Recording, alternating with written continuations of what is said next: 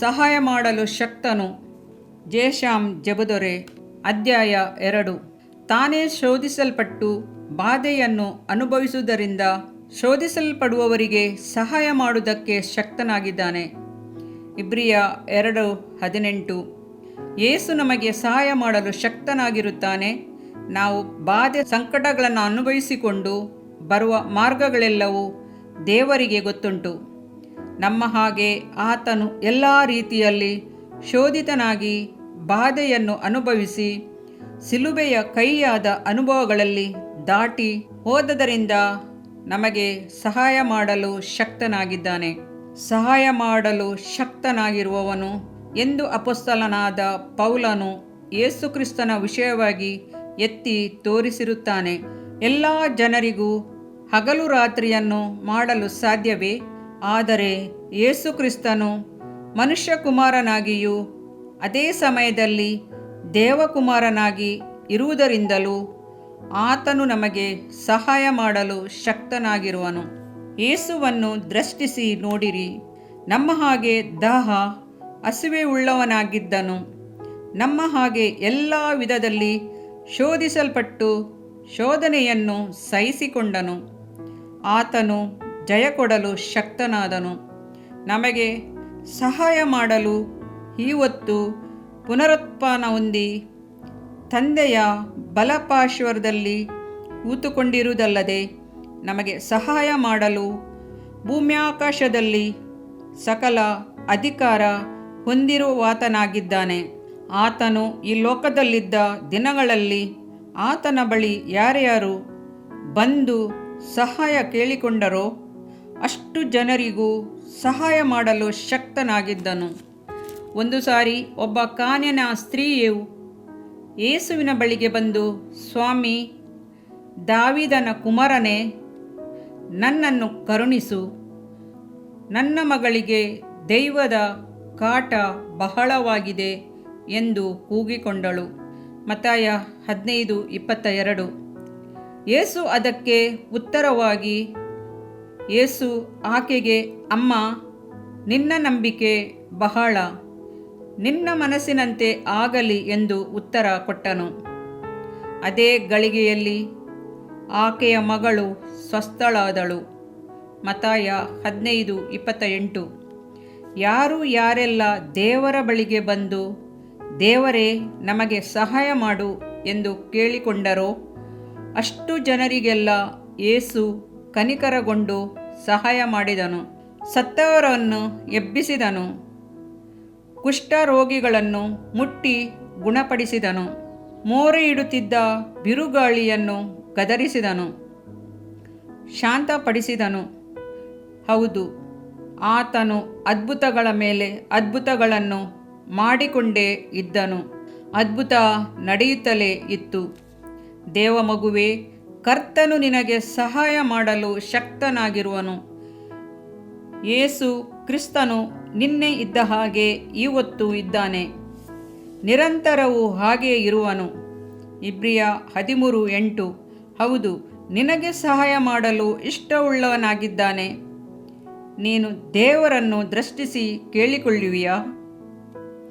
ನನಗೆ ಕೈಕೊಟ್ಟು ಶತ್ರು ಬಾಧೆಯಿಂದ ಪಾರು ಮಾಡು. ಮನುಷ್ಯರ ಸಹಾಯವು ವ್ಯರ್ಥ. ಕೀರ್ತನೆ 60:11. ದೇವಮಗುವೆ, ಮನುಷ್ಯರಲ್ಲಿ ಭರವಸವಿಡುವುದಕ್ಕಿಂತ ಯೆಹೋವನನ್ನು ಆಶ್ರಯಿಸುವುದು ಒಳ್ಳೆಯದು. ಕೀರ್ತನೆ 118:8. ಕರ್ತನು ನಿಶ್ಚಯವಾಗಿಯೂ ನಿನಗೆ ಸಹಾಯ ಮಾಡುತ್ತಾನೆ. ಅವನು ನನಗೆ ಮೊರೆಯಿಡುವಾಗ ಸದುತ್ತರವನ್ನು ದಯಪಾಲಿಸುವೆನು. ಇಕ್ಕಟ್ಟಿನಲ್ಲಿ ಹತ್ತಿರವಿದ್ದು ಅವನನ್ನು ತಪ್ಪಿಸಿ ಘನಪಡಿಸುವೆನು. ಕೀರ್ತನೆ 91:15. ಇದರಿಂದ ನಿನ್ನ ದೇಹಕ್ಕೆ ಆರೋಗ್ಯವು, ಎಲುಬುಗಳಿಗೆ ಸಾರವು ಉಂಟಾಗುವವು. ಜ್ಞಾನೋಕ್ತಿಗಳು 3ನೇ ಅಧ್ಯಾಯ 8ನೇ ವಾಕ್ಯ. ಪ್ರಿಯ ವೀಕ್ಷಕರೇ ಮತ್ತು ಕರ್ತನಲ್ಲಿ ಸಹೋದರ ಸಹೋದರಿಯರೇ, ನೀವು ನಮ್ಮ ಈ ಕಾರ್ಯಕ್ರಮವನ್ನ ವೀಕ್ಷಿಸಿದ್ದಕ್ಕಾಗಿ ದೇವರ ನಾಮದಲ್ಲಿ ನಿಮಗೆ ವಂದನೆಗಳು. ದೇವರ ವಾಕ್ಯವು ನಮ್ಮ ಎಲುಬಿಗೆ ಬಲವೂ ಸಾರವೂ ಆಗಿದೆ. ಎಂದು ಸತ್ಯವೇದವು ಹೇಳುವಂತೆ ಈ ಕಾರ್ಯಕ್ರಮವು ನಿಮಗೆ ಆಶೀರ್ವಾದಕರವಾಗಿದೆ ಎಂದು ನಂಬುತ್ತೇವೆ. ಪ್ರಿಯ ವೀಕ್ಷಕರೇ, ನಮ್ಮ ಈ ಸೇವೆಗಾಗಿ ಪ್ರಾರ್ಥಿಸಿರಿ ಮತ್ತು ಎಲ್ಲಾ ಕಾರ್ಯಕ್ರಮಗಳನ್ನ ಇತರರೊಂದಿಗೆ ಶೇರ್ ಮಾಡಿರಿ. ಅದೇ ರೀತಿಯಾಗಿ ನಮ್ಮ ಈ ಯೂಟ್ಯೂಬ್ ಚಾನೆಲ್ ಅನ್ನು ಸಬ್ಸ್ಕ್ರೈಬ್ ಮಾಡಿರಿ ಹಾಗೂ ಲೈಕ್ ಮಾಡಿ. ನಿಮ್ಮ ಅನಿಸಿಕೆಗಳನ್ನು ಕಮೆಂಟ್ ಬಾಕ್ಸ್ನಲ್ಲಿ ನಮಗೆ ತಿಳಿಯಪಡಿಸಿ. ನಮ್ಮ ಸಂಖ್ಯೆ 7022104605. ಈ ಸಂಖ್ಯೆಗೆ ಕರೆ ಮಾಡಿರಿ. ಒಬ್ಬ ಪಾಪಿಯ ಪ್ರಾರ್ಥನೆ. ಯೇಸುವನ್ನು ರಕ್ಷಕನಾಗಿ ಅಂಗೀಕರಿಸಲು ಮಾಡಬೇಕಾದ ಪ್ರಾರ್ಥನೆ. ಪ್ರಿಯ ಪರಲೋಕದ ತಂದೆಯೇ, ಯೇಸುವಿನ ಹೆಸರಿನಲ್ಲಿ ನಾನು ನಿನ್ನ ಬಳಿಗೆ ಬಂದಿದ್ದೇನೆ. ನನ್ನ ಬಳಿಗೆ ಬರುವವರನ್ನು ನಾನು ತಳ್ಳಿಬಿಡುವುದೇ ಇಲ್ಲ. ಯೋಹಾನ 6:37 ಎಂದು ನಿನ್ನ ವಾಕ್ಯ ಹೇಳುತ್ತದಲ್ಲ. ಆದ್ದರಿಂದ ನೀನು ನನ್ನನ್ನು ತಳ್ಳಿಬಿಡದೆ ನನ್ನನ್ನು ಸೇರಿಸಿಕೊಳ್ಳುವಿ ಎಂದು ನನಗೆ ಗೊತ್ತಿದೆ. ಆದ್ದರಿಂದ ನಾನು ನಿನಗೆ ಸ್ತೋತ್ರ ಮಾಡುತ್ತೇನೆ.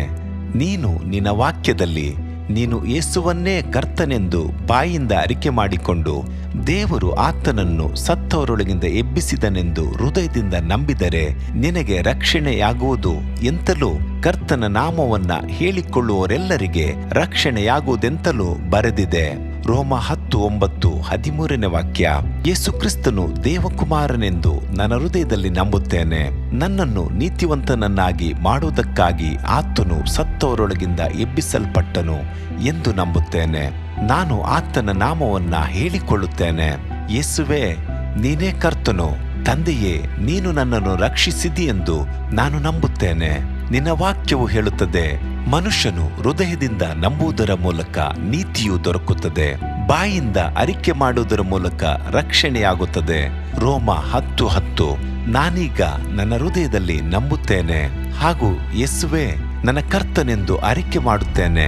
ಆದುದರಿಂದ ನಾನೀಗ ರಕ್ಷಣೆ ಹೊಂದಿದ್ದೇನೆ. ಅಪ್ಪಾ ತಂದೆಯೇ, ನಿನಗೆ ಸ್ತೋತ್ರ. ಲೂಕನು ಬರೆದ ಸುವಾರ್ತೆ 11ನೇ ಅಧ್ಯಾಯದಲ್ಲಿ ಬರೆದಿರುವಂತೆ, ನಿಮ್ಮಲ್ಲಿ ತಂದೆಯಾದವನು ಮೀನನ್ನು ಕೇಳುವ ಮಗನಿಗೆ ಮೀನು ಕೊಡದೆ ಹಾವನ್ನು ಕೊಡುವನೆ? ಅಥವಾ ತತ್ತಿಯನ್ನು ಕೇಳಿದರೆ ಚೇಳನ್ನು ಕೊಡುವನೆ? ಹಾಗಾದರೆ ಕೆಟ್ಟವರಾದ ನೀವು ನಿಮ್ಮ ಮಕ್ಕಳಿಗೆ ಒಳ್ಳೆ ಪದಾರ್ಥಗಳನ್ನ ಕೊಡಬಲ್ಲವರಾದರೆ ಪರಲೋಕದಲ್ಲಿರುವ ನಿಮ್ಮ ತಂದೆಯು ತನ್ನನ್ನು ಬೇಡಿಕೊಳ್ಳುವವರಿಗೆ ಎಷ್ಟೋ ಹೆಚ್ಚಾಗಿ ಪವಿತ್ರಾತ್ಮ ವರವನ್ನ ಕೊಡುವವನಲ್ಲವೇ ಅಂದನು. ತಂದೆಯೇ, ನೀನು ಕೇಳಿಕೊಳ್ಳುವವರಿಗೆ ಪವಿತ್ರಾತ್ಮನ ವರವನ್ನು ಹೇರಳವಾಗಿ ಕೊಡುವಾತನಾಗಿದ್ದಿ. ಆದ್ದರಿಂದ ನನ್ನ ಮೇಲೆಯೂ ನಿನ್ನ ಆತ್ಮನನ್ನು ಸುರಿಸಬೇಕಾಗಿ ಬೇಡಿಕೊಳ್ಳುತ್ತೇನೆ. ಕೀರ್ತನೆ 81:10 ಬರೆದಿದೆ, ಅಗಲವಾಗಿ ಬಾಯಿದೆರೆಯಿರಿ, ಅದನ್ನು ತುಂಬಿಸುವೆನು. ಕರ್ತನೇ, ನನ್ನನ್ನು ಪವಿತ್ರಾತ್ಮನಿಂದ ತುಂಬಿದಂತ ನೀನು ನನ್ನನ್ನು ಅನ್ಯ ಭಾಷೆಯ ವರದಿಂದಲೂ ತುಂಬುವವನಾಗಿದ್ದಿ ಎಂದು ನಂಬುತ್ತೇನೆ. ಅದರಂತೆ ನಾನು ನನ್ನ ಬಾಯಿಯನ್ನು ತೆರೆದು ನಿನ್ನ ಸ್ತೋತ್ರ ಮಾಡುವಾಗ ಅನ್ಯ ಭಾಷೆಯ ಅಭಿಷೇಕದಿಂದ ನನ್ನನ್ನು ತುಂಬುವವನಾಗಿದ್ದಿ ಎಂದು ನಂಬುತ್ತೇನೆ. ಈಗ ನೀವು ನಿಮ್ಮ ಬಾಯಿಯನ್ನು ತೆರೆದು ಮಾತನಾಡುವಾಗ ಪವಿತ್ರಾತ್ಮನು ನಿಮ್ಮ ಬಾಯಿಯನ್ನು ತನ್ನ ಭಾಷೆಯಿಂದ ತುಂಬುವವನಾಗಿದ್ದಾನೆ. ಇದು ದೇವರ ಭಾಷೆಯಾಗಿದೆ. ಈ ಅಭಿಷೇಕವನ್ನ ಹೊಂದಿಕೊಳ್ಳಲು ನೀವು ನಿಮ್ಮ ಸ್ವರವನ್ನ ಉಪಯೋಗಿಸಬೇಕು. ಅದರಿಂದ ನೀವು ನಿಮ್ಮ ಬಾಯನ್ನು ತೆರೆದು ದೇವರಿಗೆ ಸ್ತೋತ್ರ ಮಾಡುವಾಗ ದೇವರು ನಿಮ್ಮನ್ನು ಅನ್ಯ ಭಾಷೆಯ ವರದಿಂದ ತುಂಬುವವನಾಗಿದ್ದಾನೆ. ಪ್ರಿಯರೇ, ಈಗ ನೀವು ಪವಿತ್ರಾತ್ಮನಿಂದ ತುಂಬಲ್ಪಟ್ಟ ಆತನ ಪ್ರಿಯ ಮಕ್ಕಳಾಗಿದ್ದೀರಿ. ದೇವರ ನಾಮಕ್ಕೆ ಸ್ತೋತ್ರವಾಗಲಿ.